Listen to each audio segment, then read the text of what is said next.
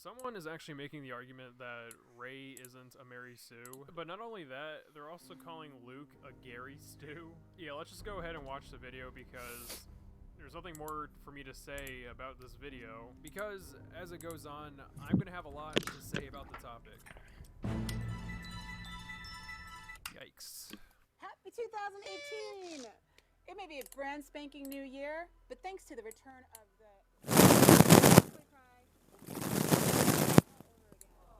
in case you missed it, please tell us where you were hiding so we can go to that fanboy-free paradise. You'll notice pretty quickly that this person is very condescending. She acts like the people who are mad about Rey being a perfect character don't have a point. Sorry, I tried to give the character a chance, but Rey is just so unlikable. And there are plenty of reasons towards why people aren't fond of her. She doesn't earn what she gets. Her backstory is weak. She's blander than rice cakes. I'm pretty pissed off she's degrading a franchise I really like, so yeah, I'll bitch about her as much as I want. Yeah, because that's how I want someone to tell me that I'm wrong. Actually. Because a condescending attitude wasn't bad enough. Literal Mary Sue, female character having powers for the sake of a narrative. Rey is a nobody, but somehow has a connection to Luke's lightsaber, defeats the grandson of Darth Vader with zero training, basically trains herself in The Last Jedi, saves the day twice, hashtag not my Star Wars. Rey is a nobody, but somehow has a connection to Luke's lightsaber. Yes, you understood the plot of the movie. Also, everyone has powers for the sake of the narrative. It's a movie. Okay, even though I'm not a fan of how Anakin got the Force in Phantom Menace, I've even argued that he's a Gary Stu in that movie. At least he was a flawed character later on. Unlike Rey, who just continues to learn things automatically. And yeah, characters have powers for the sake of the narrative, but at least their powers are established from the beginning and they develop throughout the series. Rey gets powers out of nowhere and automatically. Wow, the worst rebuttal that Rey is a Mary Sue was from Daisy Ridley, where she said that the term is sexist. It's not. And Luke was also a Gary Sue. He wasn't. Luke Skywalker had 3 films to become a master. Rey was doing Jedi mind tricks from the first film. Hashtag Last Jedi awful. That term is sexist. It's not. Okay, but it is, though. No, it isn't. Guys have the term Gary Stu. Plus, the term isn't sexist at all. People don't like perfect characters, and for good reason. And this term isn't just thrown around for women. Like I just said, there's one for guys too. Gary Stews are just as bad as Mary Sues. It's not a gender thing, it's just a writing flaw. Is it sexist to dislike bad writing now? The term is based on a character created by Paula Smith in her 1973 Star Trek parody, A Trekkie's Tale. Lieutenant Mary Sue was a satirized version of the often unrealistic female characters that popped up in Star Trek fanfiction. But today's use of the term isn't taking the piss out of hyper-capable female characters that only end up as romantic interest for the less skilled male leads, when we all know they should have actually been the heroes of the stories. Instead, calling a character a Mary Sue is essentially saying that they're little more than wish fulfillment. Bullshit. Some of my favorite characters are females, and it's not because they're damsels in distress. Big difference between these women and Rey is, well, first off, they actually have a personality, but most importantly, they're flawed. Each and every female character I have on here has struggled in some way. They learn and adapt. They develop and become better. These are characters I can relate to and like, but Rey has no flaws. Nobody can relate to someone who just gets things out of nowhere and solves their problems through luck. There's no other way around it. She doesn't train, she doesn't think. Rey just does things out of nowhere. And it's a charge that's primarily hurled at female characters by male fans, as opposed to, say, calling all these guys Marty, Gary, or Larry Stews. Okay, I can't speak on behalf of Matrix and Star Trek because I haven't seen them, so sorry. But did she really just imply that Iron Man, Batman, Harry Potter, and Luke Skywalker are Gary Stews? I'm not saying Gary Stews don't exist, but you made some horrible choices to represent your argument. Each of the characters I've just mentioned have struggled immensely. Iron Man, pretentious, sometimes uncaring, hasn't won every fight. Harry Potter, short-tempered, pretty much nothing without the supporting cast, hasn't won every fight. Luke Skywalker, ignorant, emotional, hasn't won every fight. Batman, pick whatever reincarnation you want, and I'll guarantee you there's at least one flaw to the character. Minus Adam West. I was one of those people who said Rey is a Mary Sue, and I was demonized for it heavy. After this shitty film, there is no denying it. No way in hell can someone be a perfect Jedi with zero training. Hashtag The Last Jedi awful. I'm not entirely sure calling this film shitty is a sound argument. Okay, if we're gonna base the writing of the film off financial success, then Michael Bay is the new Stanley Kubrick. However, I agree. No way can someone with zero training be a perfect Jedi. What are you trying to imply here? Luke trained. He also had time from Empire Strikes Back to Return of the Jedi to become better. In The Last Jedi, we start off right where we left off. Rey didn't have a gap of time to train. Also, Luke didn't automatically become the best Jedi ever. He kinda got ass raped by his dad. Rey is Mary Sue in every sense of the word in this film. She has little to no training, yet can handle a lightsaber like a pro. She has amazing Force abilities, all because the plot calls for it. The Force is now a MacGuffin more so than ever. It can do whatever is required of it. Okay, so let me make sure we're all on the same page here. What these fans are saying is that it's completely unbelievable that this woman could have the Force, be strong with the Force, and be inexplicably good at various things with little to no training whatsoever.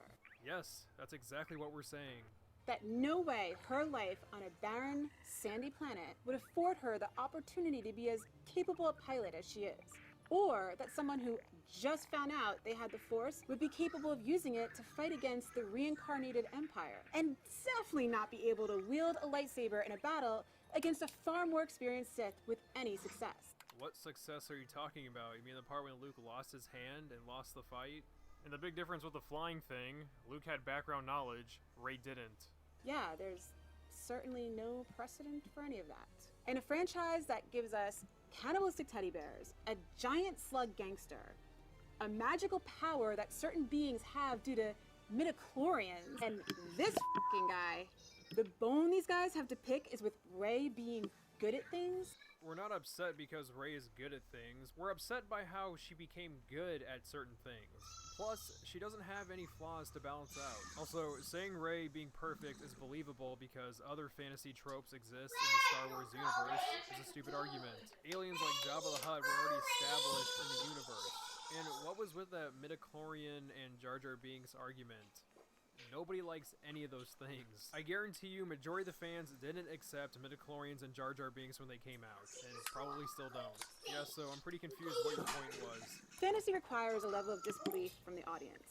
That's why all of this stuff is totally okay. But when you decide that believing a female character being as capable as her male predecessor, never mind more so, is taking things too far, maybe the problem you have isn't with the movie.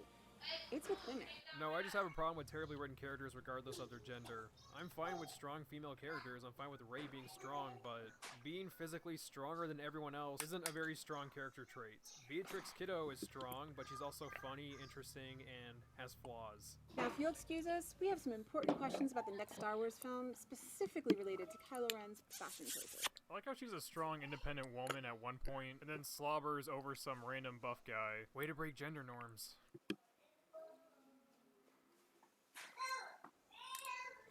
I'm kind of on a Disney rampage by talking about 2 MCU movies and then going over to Star Wars. I know people have reviewed all these movies, but I still want to give my intake. Yes, so I'll be talking about the worst Star Wars movie ever created. Yes, even worse than these. Give episode 1 and 2 some credit. They at least felt like Star Wars movies. And the Christmas episode is so bad it's laughable, while The Last Jedi is just painfully bad. The only aspect I can applaud for The Last Jedi is having incredible special effects, but that should just be a given. Special effects are icing on the cake. It should not be in the main spotlight. It should not be the main reason for you to go see a movie. But without further ado, this is The Last Jedi. So the movie begins like any other typical Star Wars movie with rebels fighting the Empire, and then we see a friendly face, Poe, from The Force Awakens. He plans to blow up the Dreadnought despite that mission going against orders, but not before he delivers a wacky and fun prank call. This is Hux. You and your friends are doomed. We will wipe your filth from the galaxy. Okay, I'll hold. Hello? Hello? Yep, I'm still here.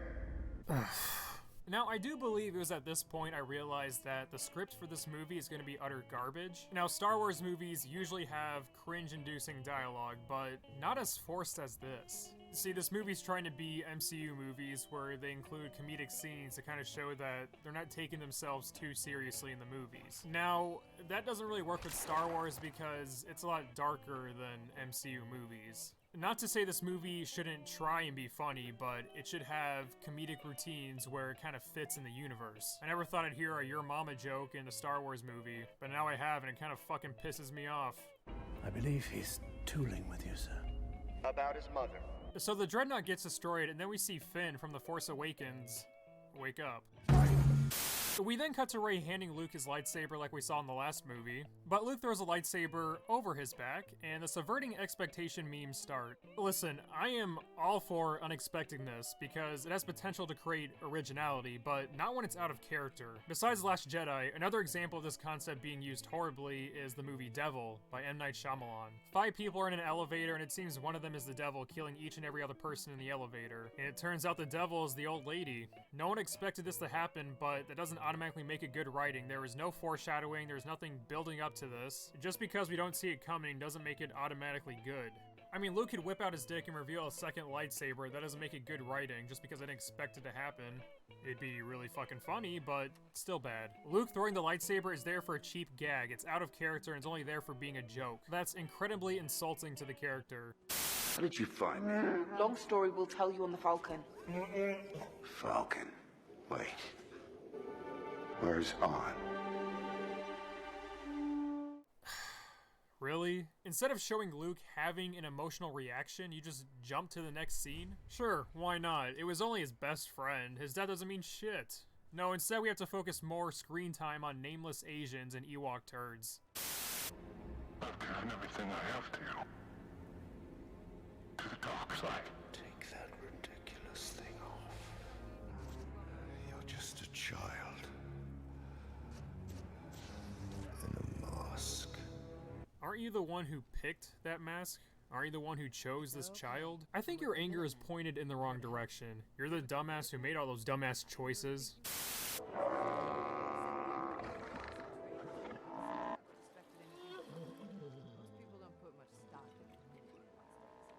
Now, many people may hate this scene because it's completely pointless and utterly disgusting.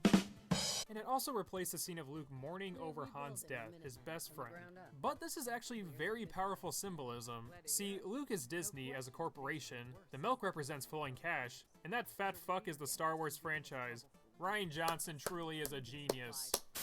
So we cut back to the Resistance being followed by the Empire. The Empire blows up the main hangar, and of course, only the main characters survive. So they just now turn on the ray shields only after the main hangar blew up. And Kylo debates whether or not he should kill his own mother.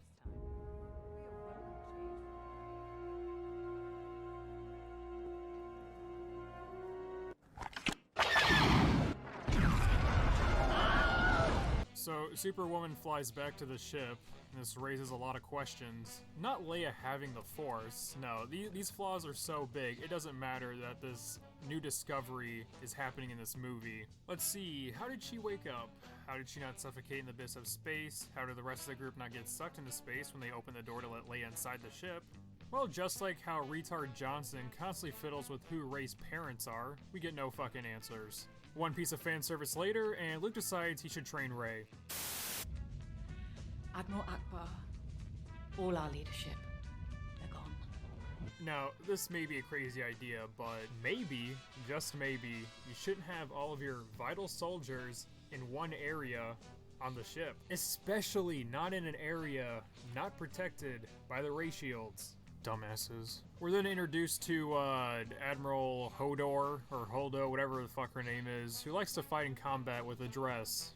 Yeah, real smart. She's a snarky, strong, independent woman who needs no man in her life. Captain, Commander, you can call me whatever you like. I just want to know what's going on. Of course you do. I understand. I've dealt with plenty of trigger-happy flyboys like you. Or maybe she's just a bitch. I mean, all your subordinate did was ask a very simple and reasonable question, and you respond in a very childish manner. Yeah, so she's supposed to be a famous admiral. Okay. Also, great job on the editing, guys. I can totally tell that wasn't an ad-lib dub. I've dealt with plenty of trigger-happy flyboys like you. We are then introduced to the worst character in all of fiction, Rose. I fucking hate Rose. So Rose gets butthurt that her sister's dead, and then she gets butthurt when she sees Flynn flee from the ship. Hey, does anyone else remember in Empire Strikes Back when Han Solo had the option to leave the Resistance because of his heroic actions? Do the same rules not apply to Finn? And here we also have really bad editing. In the first snippet of Finn getting shocked, we see a blue light and Finn bending over. And right after, he's standing up straight and there's no blue light. Great job on the editing, guys. Is it because I'm black? Alright, so Finn and Rose figure out that there's some sort of code breaker that can help them defeat Snoke's ship. So they ask this orange turd for some help. Oh my, it sounds like this codebreaker fellow can do everything. Oh, yes, he can. Thank you, movie, for putting the image of this little orange shit having sex. Go fuck yourself. As Luke continues to train Rey, we get a bit of foreshadowing that Rey might be turning towards the dark side. Remember this scene. Alright, so we get a bunch of scenes of Rey and Kylo being connected with each other through the Force. And to give this movie some credit, Adam Driver is probably the best actor in this film. Oh, and don't get me wrong, the character is written horribly, but Adam Driver is actually trying to make this a good character. Unfortunately, he was given a horrible script, so he's got to work with what he's got. I would give the award of Best Actor in this film to Mark Hamill, but he clearly does not give a shit. Who is this guy? How did the most optimistic, hopeful character in the galaxy turn into this hermit who says it's time for the Jedi to end? I read that and I said, what? No matter how this comes out, if I'm wonderful, it's because of him. And if it's terrible, it's also his fault.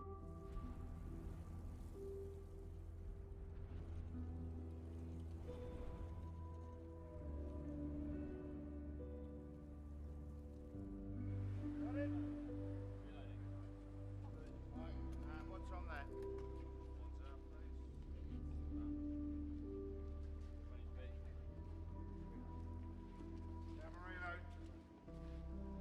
He's badmouthed this movie enough for me to be convinced that he didn't put any effort into this trash film. He didn't want to. Can't really blame him, honestly, but at least I get some enjoyment from seeing Adam Driver act like a young Alan Rickman. That's pretty much all this garbage movie has to offer. Okay, we get in, we find this code breaker, we get out. You know this town? Canto Bight? From stories. It's a terrible place filled with the worst people in the galaxy. Great. Yeah, the 1%. Real subtle, Disney. I can't be the only one who finds it pretty ironic that a multi-billionaire corporation is telling me that rich people are the devil.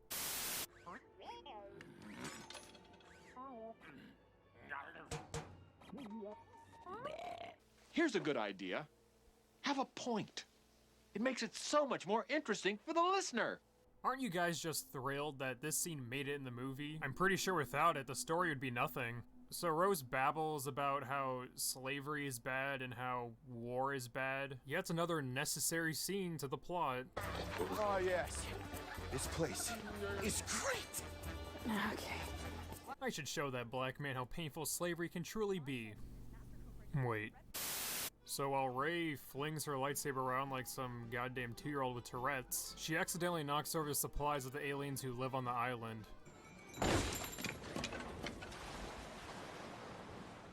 Well, this calls for an apology, or you could just be a huge bitch and ignore them. Finn and Rose get locked up and, coincidentally, meet another code breaker in the cell, and they make their escape. Yeah, man.